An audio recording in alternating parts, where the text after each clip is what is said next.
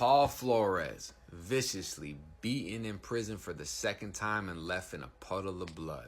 Now, before I get into what happened in prison, let me just give you a rundown about this coward, demonic motherfucker's case.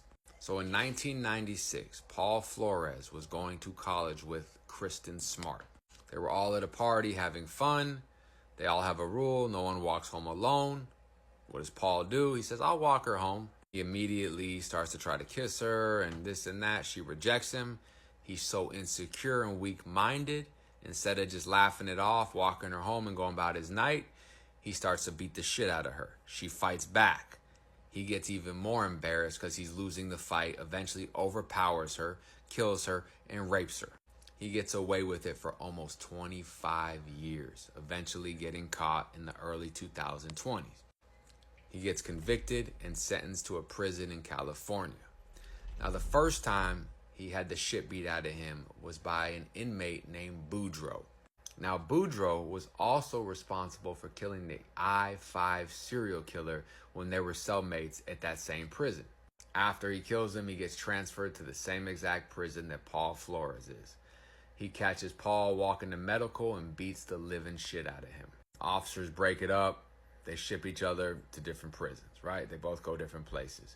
Paul Flores ends up in a prison that is being run by an organization who allegedly has a member that was family with Kristin Smart. They say Paul Flores is scared to death. I mean, the dude is scared to look out of the window. He's scared to eat his food. He lives in nothing but fear, anxiety, pain, suffering, depression. I mean, for what he did to that innocent little girl, he's getting off easy if you truly ask me. So fast forward, he can't go anywhere without an officer. He's always cuffed up. But like I always say, the inside runs the outside. So apparently and allegedly what I was hearing is that an officer was walking Paul Flores, the protective custody, the woman killer, the rapist, the piece of shit, just demonic motherfucker, to a call out with some type of administrative situation. And on the way there, he ends up getting walked past an uncuffed inmate, and that uncuffed inmate beat the shit out of him so bad, broke his orbital bone, broke his nose, chipped his teeth. They even said they had a tooth going through his lip. After about 8 to 12 minutes, officers' backup finally arrives and they're able to pull the inmate off of Paul Flores, the demonic rapist. Allegedly, the man that beat the living shit out of Paul Flores tried to press charges on Paul Flores for hurting his hands because he punched him over and over and said his head assaulted his fist.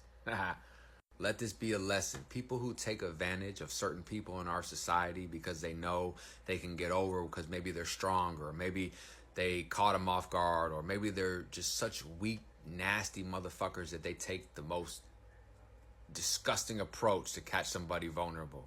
Just know, if you've ever been hurt by victims or, people that have, or whatever may have happened in your life, just know a guy like Paul Flores, a guy like Dr. Nassar, all these rapists and all these pedophiles, this is what their life is like. Pure anxiety, depression. They don't know they're scared to even look out of a window. They're scared to eat food. They're scared to drink water. They're scared to even take a shower. And then when they do, they get the living shit kicked out of them. They get stabbed. They get beaten to death. When they eat their food, they get poisoned. That's the realities of what happens. So I know it's a fucked up situation, and there's probably a lot of people that didn't listen to you and you went through hell and back. But just know, there are people out there, for whatever reasons, prison justice is happening for whatever disgusting shit they did. Stay out, stay free, us.